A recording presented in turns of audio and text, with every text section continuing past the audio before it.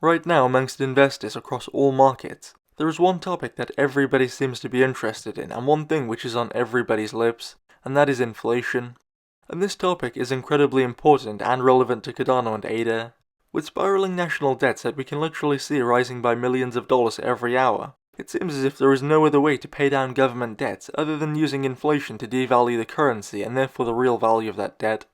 A $28 trillion national debt may seem as if it's a huge problem, but if you just keep printing money and then suppressing interest rates as well, with artificially cheap credit for long enough, eventually that debt will only be worth $2 trillion in real terms, or even $200 billion.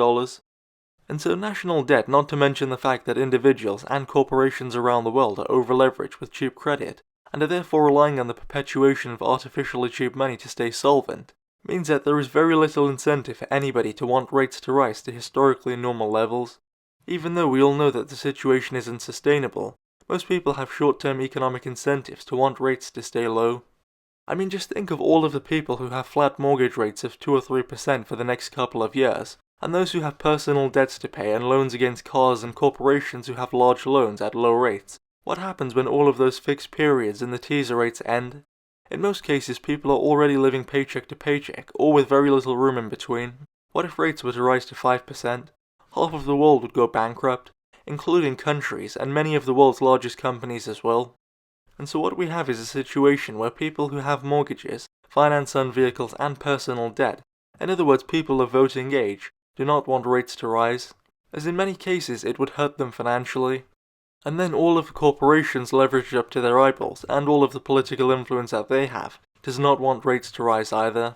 And politicians know that normalizing rates will be unpopular with their voter base and with the corporations who fund their campaigns, and so there is a self-fulfilling cycle of successive governments doing everything possible to keep rates at zero, and that's unlikely to change.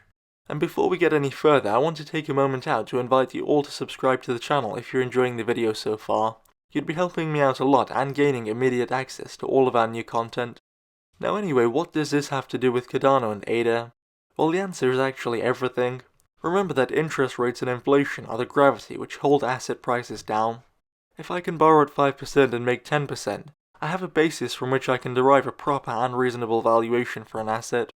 But when you get rid of interest for all practical purposes, and you can borrow for almost nothing, first of all you create huge inflation which you may be able to suppress or falsely report for a short period of time, but it will eventually show, and it is, hence the state of the housing market here in the UK and from what I understand in the USA as well, where real estate prices are rising out of control as a result of low interest rates and inflation.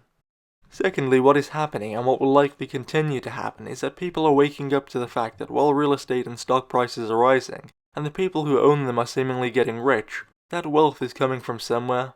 In other words, somebody else is paying the price, and in fact it's the people who own the dollars and the pounds who are paying the price of inflation. And this means that more and more people are waking up to this situation and actually getting out of the dollar, and one of the popular places to go is crypto.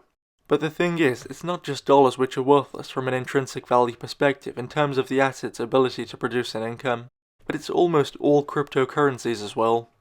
The sad truth is, most people think that just because you have a cryptocurrency and they're using blockchain technology, they must be a rising star, when in reality the truth couldn't be further away. Most cryptocurrencies have no prospects of long-term success and no ability to generate income for owners, and they inevitably will fail, which means that those cryptos which do have a lot of genuine use, or at least enough to produce a reasonable level of income from a staking dividend like ADA, will be gold dust in an inflationary and ultra-liquid market.